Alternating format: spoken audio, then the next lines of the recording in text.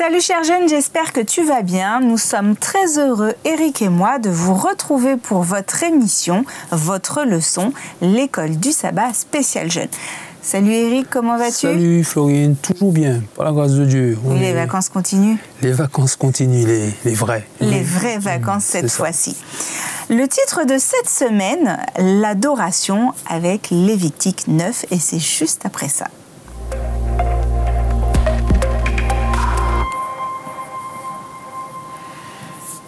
Eric, cette semaine, c'est Lévitique 9, l'adoration.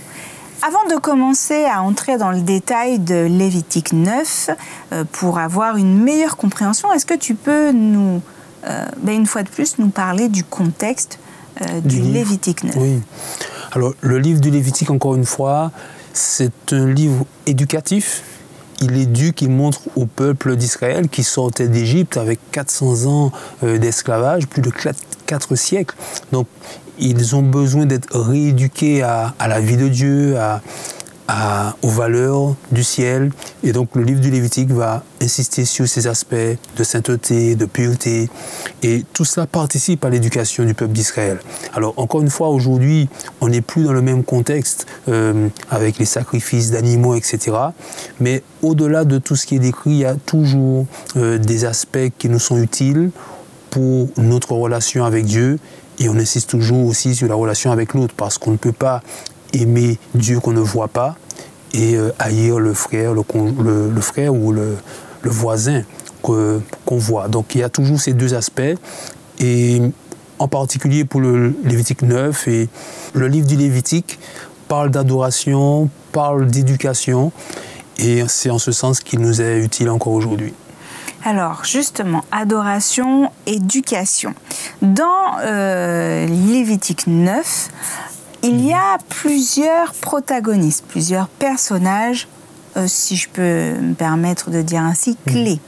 Est-ce que tu peux me parler de ces principaux protagonistes dans le chapitre 9 du Lévitique? Alors oui, on a Moïse, qui est le leader. Il appelle son frère Aaron, les fils d'Aaron. Et donc ce sont ces personnes issues de la tribu de Lévi qui vont servir en quelque part d'intermédiaire entre Dieu et le peuple. Dans ce parcours que Dieu veut pour l'humanité, il y a ce temps dans le plan du salut que Dieu a mis en place pour l'humanité, où les prêtres servaient vraiment d'intermédiaire entre Dieu et le peuple. Ils servaient d'intermédiaire, et Moïse et Aaron sont quelque part les précurseurs de cette prêtrise-là.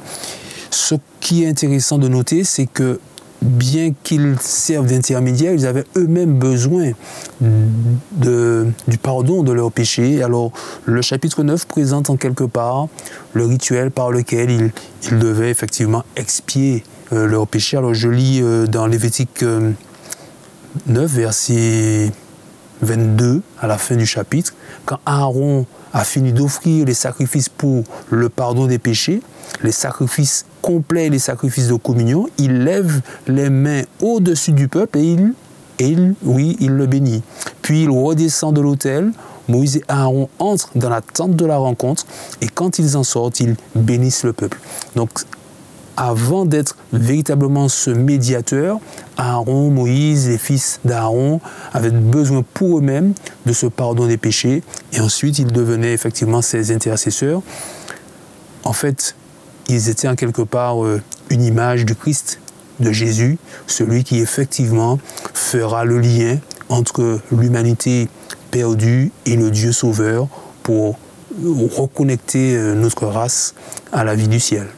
Alors, tu réponds presque à la seconde question avec ce médiateur, ce relais.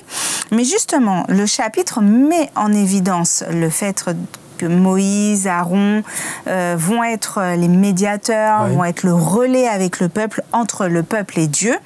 Quelle est l'importance de cette médiation des prêtres? Même si tu as déjà répondu quand même, mais... Elle est importante parce qu'elle signale que l'humanité naturelle, celle qui est telle qu'elle dans ses problèmes et ses péchés, n'a pas les ressources pour se reconnecter à Dieu. elle a perdu le bon sens, elle ne trouve pas le chemin du paradis perdu. C'est ce que tu disais, puisqu'avec 400 ans d'esclavage, il faut les rééduquer. Il faut d'une rééducation. Et le péché nous a vraiment dénaturés. Donc, pour retrouver ce chemin en quelque part, on a besoin d'aide, besoin de guide. C'est une aide qui est extérieure à nous-mêmes. Cette aide existe et Dieu a pourvu à cette aide avec le Messie, le Sauveur Jésus.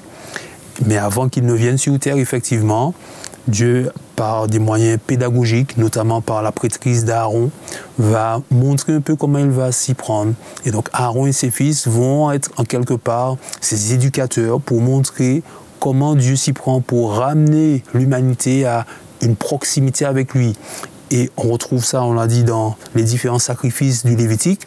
On le retrouve également dans le parcours que le croyant avait au niveau du sanctuaire, quand ils arrivaient, on dit sanctuaire, mais le mot le plus approprié, c'est la tente de la rencontre, une rencontre avec Dieu.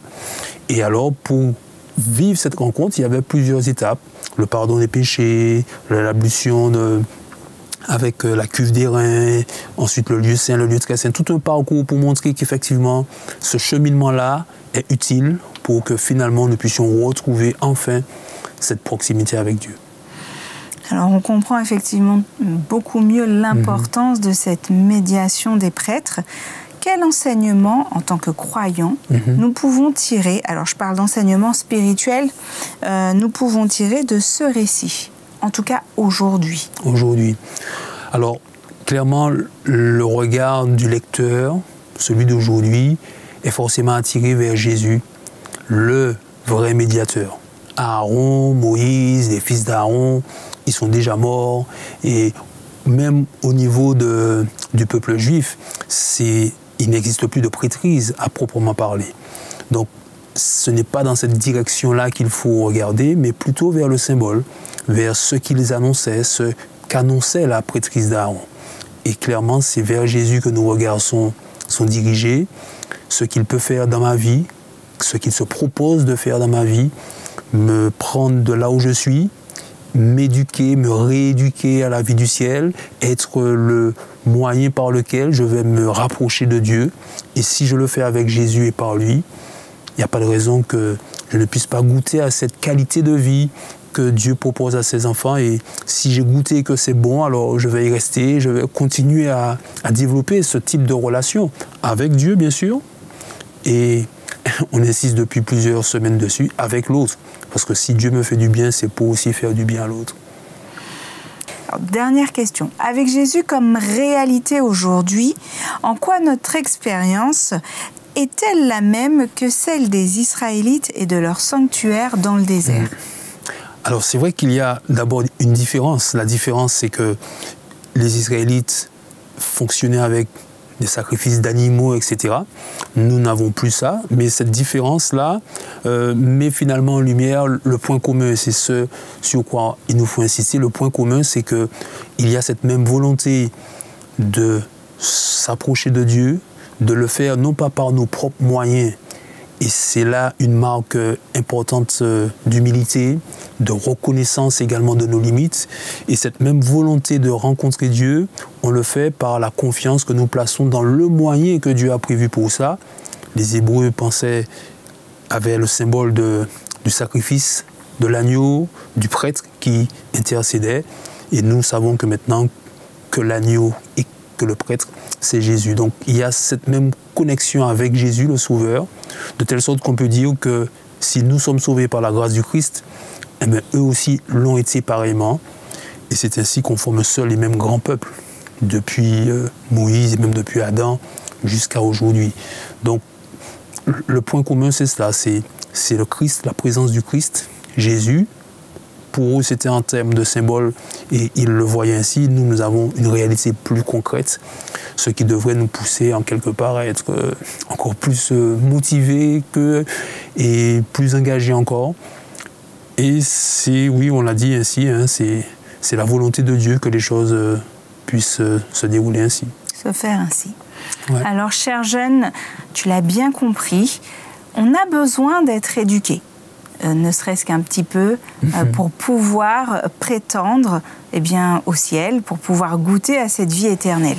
Et on a besoin d'un médiateur, mais le médiateur dont nous avons besoin, c'est Jésus. Alors, fixe tes yeux sur Jésus, ni à droite, ni à gauche, seulement sur Jésus, parce que c'est le seul et le meilleur médiateur que tu puisses avoir pour pouvoir justement, toi aussi goûter à cette vie éternelle.